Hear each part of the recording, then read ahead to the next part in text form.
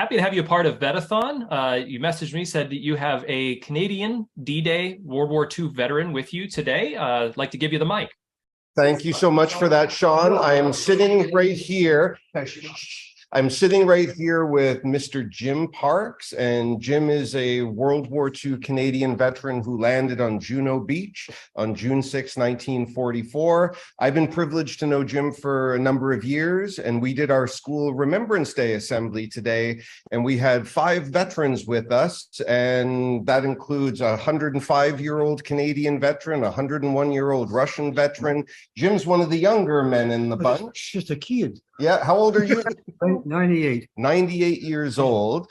And I just wanted to give you guys the chance to say hello to Jim and maybe ask him a question if you have one. This is a great image of Jim on the screen. Yeah, that's me in that right there. So you're in the middle of the back row. And Jim, tell us, where was this picture taken? It's taken in let's see, that was taken in Germany.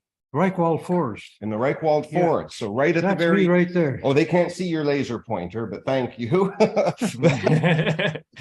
This is a fantastic photo, and I love this one of Jim in particular, taken right at the end of the war, because It was it's such taken actually in March. March 44. March 45. March 45. Yeah. Such a contrast to what Jim looked like as a 16-year-old, 17-year-old when he joined up. But he's a great guy, and it's fantastic to welcome him and the other veterans back to the school, because it's been a few years since they've been here, and we just had a great morning. Yeah. Oh, Scott, I cannot thank you enough for having Chip join us. Yeah. Yeah, my pleasure, Todd. Good to see you. Do you have any questions for Jim before we let you get back to your programming, Todd? I do, if you don't mind. Jim, when did you join the Army? I joined in September 1940. I was about 6 days before my 16th birthday. Oh my gosh, you were truly a kid. At that time of year, the war, it was easy to go in. All the young kids, my brother, he was only a year older than me. He was already in about 5 months. And everybody's, you look at the pictures of these soldiers at the time, you didn't fool anybody. Everybody looked so young. Yeah. What did your parents have to say, if anything? We were the best soldiers because we won the war. What did your parents think when you joined up? Well, he said my dad had been in World War I, and he said, don't come running home if things get tough. They're tough anyway in that time during Depression years, so it didn't bother us. So we enjoyed it. I think he didn't mind either, just one less mouth to feed. Isn't that amazing? More than one. We had 5 brothers in the service. Yeah. Oh my goodness. We Jim, have I'm sorry. I was just going to say, by the time you landed on Juno Beach on D-Day, you were already a grizzled veteran, all of 19 years old. Yeah, 19 years old when I landed. Yeah. An old soldier by that time. What do you remember of D-Day? Well, it was quite noisy. It was and on the way in, our thing I remember, our boat was hit, and we had to they dropped our mortar carriers off in the water, and the first thing they sank. We saw the first one go out, and everybody had to swim. And we had compo boxes, which is a box full of food was for 10 men for one day, and it was about 20 inches long and about a foot square, and it floated in the water. I remember this one guy, we called him String Bean, and he had to grab onto that. He floated in the water. He was picked up by a destroyer. He floated out to sea. So he come back about 3 days later. He told us what happened. Yeah, and like our carriers, we had to swim in because we lost our carriers. Boy, oh boy. We picked up guys on the beach, and what we did was when we got the sand down, we could see that the tanks were coming in. So there are a lot of bodies lying on the actual beach shore. So we went over and dragged them out of the way into the sand dunes because the tanks wouldn't see them. They could run right over them. In fact, 1 or 2 of them did get run over, but we pulled a lot of them out. We saved most of them from getting run over in our area. Could you imagine going through that? I see somebody in the comments, amazing and only 19 years old. Yeah, by the time the war is over, you're barely 20, and then you have to start your life. I mean, how was it transitioning from this great war back to civilian life? Was it we had a saying that was the year of the lost souls, Yeah. because you sort of you're coming back and you're being so active in what you were doing, and it in the civilian life was so much quieter. It Yeah. was kind of hard to adjust. Hard But to- I end up we end up they had a whole new ship hiring in the Winnipeg Fire Department, and they interviewed 450, hired 130, and about 40 of them were the Winnipeg Rifles. So I had buddies that were joined with me in the Winnipeg Fire Department at that time, and it was an active area, because a lot of time there's a lot of wood-fired stoves, and there was a lot of fires going on, and we were quite active. And it was, and a lot of Winnipeg Little Black Devils are part of the fire department. Yeah, that was. So that I got out of that and went working for the Veterans Affairs in Ottawa and the Department of Finance. A lot quieter work. yeah, that's right. Sean, I interrupted you. You were going to say something or ask something. No worries, Scott. Scott sent me a small video, but I believe that hearing the firsthand account of D-Day is probably better than playing the video on YouTube. So I'm glad that maybe we'll just stick with that. Yeah, Perfect. what a treasure you are, Jim. I mean, what a treasure you are to us to join us here on what is in Canada Remembrance Day. Could you and Scott maybe speak a little bit to how you mark November 11th differently than we do here in the US? Oh, we November 11th is always it's a day you look forward to, and the days leading up to it, you're either going to schools or going to down the Legion or some other area, and you're sort of get into a rhythm of the day that's coming up, and it's in your mind and your families. It's in your mind and your families, and it's on the media, and it's very so well covered that you're really into it by the time like today. I'm into it now, right? Yeah. You're sort of into the feeling of it, and I got my family with me. They know all my stories. In fact, the other day, my daughter said, "I never heard that lie before." It was a lot of fun, It's a lot of seriousness too, because you look around with the other veterans; they're thinking about the same thing. And I'm not trying to think of. I'm thinking more of the guys. I think a lot of the guys like Corporal Scaife and Jimmy Keir and those guys, they're over there in Bernie-sur-Mer and Brett-Rousselet's. And that's where they're buried, So there's a lot of my school chums are buried there too. There's a guy I went to school with called Izzy Freeman, and he was I didn't see him for a while, and one day my brother said to me, he says, "There's a guy down in the slit trench, just down by the bush." So I went down there, and there's Izzy Freeman, an old school chum of mine. So I jumped into this trench, and we had a little talk.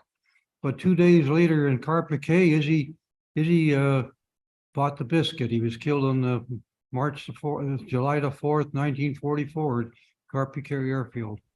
That was just one of the many friends that passed away. Billy Hood is another one. And I remember Jimmy Keir. Jimmy Keir was he got surrounded around a little place called Putot, and in order to get out of there, the carriers that come in, and Pete Enns was in charge of one of the carriers. He said to Jimmy Keir and the rest of them, he says, "You all have to hop on. And when you go on the way out, you'll have to start throwing your grenades and so on, because we're going through the Jerry territory." And not everybody could get on. And so Jimmy Keir said, "I'll stay back and cover you while you're gone." So he stayed back and he covered. But Jimmy was captured. And 2 days later, they were marching the prisoners down the road in Normandy.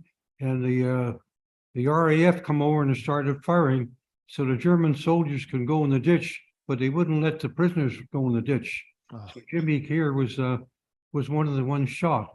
And Cookie was another one. Cookie was in Selkirk, Manitoba. He got injured and he ended up losing his leg, but he was going back to the when he was being treated by the medical corps. He said, I seem to have a cold. I can't get rid of this cold. My throat seems to be sore. So they kept giving him pills. He finally got back in England about 3 weeks later. He said, I can't get rid of this cold. They checked him over.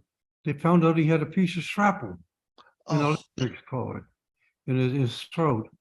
And so he was a pretty good yodeler, but he said after that I couldn't yodel anymore. This is the second hour where a yodeler has been brought up.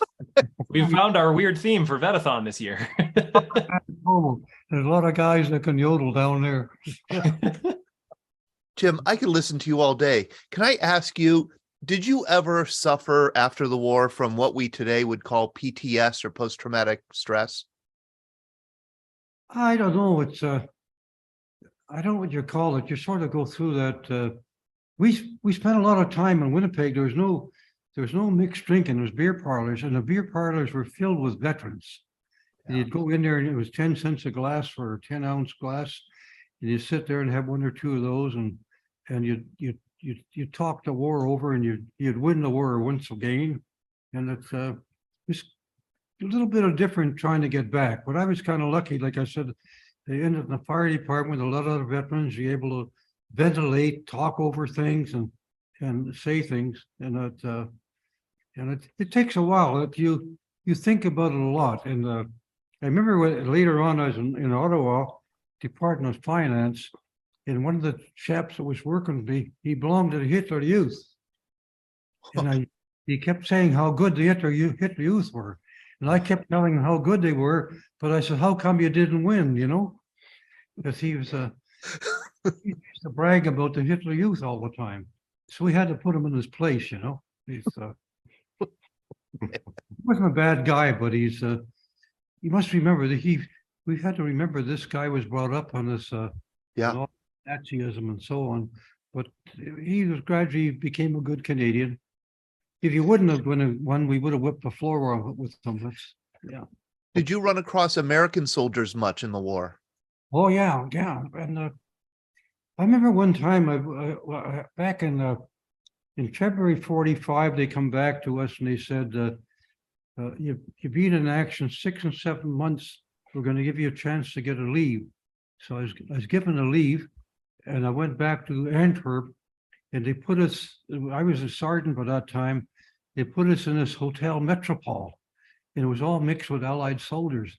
And I was in the same room as a sergeant from the 5th Army. That was General Patton's army. They used to call him Blood and Guts Patton. Mm-hmm. And he said, his blood and my guts, he said. I didn't hear him saying that. So we spent the whole week together with this guy from the, I forgot, wish I had kept in touch with him, but we spent the whole week together. He was from Blood and Guts Army, and I was in the 3rd Div Canadian. But we had a lot of talk together, and I remember we went into this pub, and they bring out the bottle of champagne. They put it on your table with a cork in it. And what he did, he took it up and he saw the waiter go by with the bald head, similar to yours. Eh? Thank you. No offense, Scott. She skidded off the top of his head. You remember those things, you know, it's just a once in a lifetime, but you never forget it, you know. That's right. Speaking of champagne, do you remember VE Day when Germany surrendered? Do I remember VED? VE Day, when Germany surrendered. A few days before, we were told not to fire. We stopped firing. We were in the mortars. No more mortar firing, and to be careful where you go. And we didn't do any firing at all. So, and they took us to this one area, and we're just near what they call here the Frisian Islands in Holland. Yes. We were right near the shore, and they said, well, some German soldiers will be coming in there from the Frisian Islands of these prisoners. So we went down to the little dock and we waited till they come in. We saw these two boats approaching, and we had a couple of guys with us who were Mennonites, and they could speak German, right? The Canadian Mennonites from Manitoba. And so in come this little boat, and they're all young German soldiers. And the first thing they said, "Ye gates," that means hello, how are you? And so this one other guy says, "Never mind the goddamn gates, close the door." Yeah. So they were a young bunch, half a dozen soldiers, and they're only about 16 or 17, or a couple, 2-3 years older than they were, but they were stuck out in the island. You know, that's where they put them, brought them in. We had other prisoners too. We brought in. There's one guy that I had to look after, and you remember this Hogan's Heroes? They had this guy called Sergeant Schultz, who had this big greatcoat. Yes. Well, sure enough, when I saw that Sergeant Schultz, I said, "That reminds you of one of the prisoners we got." He showed up. We're in this little village, and all the houses had fences, and the fences are made of brick. And I looked across, and I see this little white flag on the other fence. And I looked, there must be somebody, a German soldier there. And he waved the flag, and he stood up. And there was Sergeant Schultz. This guy had a greatcoat, and he said, full of food. He took from the Dutch. So before he went, we sent him back to the battalion headquarters. We had him take all the food out of his greatcoat and put it back out there with cans of stuff, you know, made jars of food and so on. The Dutch had made as preserves and so on. Yeah. And Sergeant Schultz, he ended up marching him back to battalion headquarters with empty pockets, you know. Yeah. I'll never forget that. He reminded me of Hogan's Heroes. Here Sergeant Schultz showed up with a big long greatcoat. I said, "There's Sergeant Schultz." Yeah. He looked exactly like him. Yeah. Those memories stay with you. Among the sad ones, some of the happy ones will stay. That must be nature's way of preserving your sanity, I guess. I think you're right. You know, you've given us such a gift here this morning with these memories that are 80 years old in some instances. It's just what a gift. What a gift for you to come and join us. Thank you so much, Jim. And thank you, Mr. Masters, for giving us some time with Jim. Too bad I didn't have more time. I have more lives to tell too. Hey, the first thing I'm going to do later today is email Mr. Masters and say, when can we get Jim on for a 90-minute program? I could listen to you all night. No, it's I don't like to make fun of this because there's too many guys that are buried in Germany and Holland and those places. Yeah. And those are the guys we got to remember. A lot of our friends are buried there and so on. But if you don't have a little hilarity, it takes you over those sad moments. Yeah. Sad moments, because you can't just sit back and mope about all the sad moments. You got to think of the spirit of the day, because you've got a family to work with and friends to work with. You got to get into the spirit of the day, like with this guy here working here. Yeah. So promise to buy me a shot of scotch afterwards. You know? So that's all you get is a shot of scotch. Okay, after all this work. All right. I can get you a better deal, Jim. I think I should be your agent. Yeah. Yeah. Thank you. Wonderful Remembrance Day to you, Jim. Thank you. And thank you, Mr. Masters. What a great experience. Easy Freeman, one name, and Corporal Scape. The guys are still buried over. Jimmy Keir, and Billy Hood. They're buried over there in Europe. So at least I mentioned their name. What they say, their name liveth forevermore. Right. So that's 4 more names to remember. Thank you. Thank you, Jim. And I challenge everybody who's listening to consider, Jim being 80 years ago, Jim was a very young man, and he had to make a choice about how to move on in life after experiencing the trauma that he experienced, seeing so many close friends die. And he made a choice to embrace life. And I think that's one of the lessons that we learn here at the Veterans Breakfast Club all the time, is how do you grieve? How do you mourn? How do you respect and yet still live?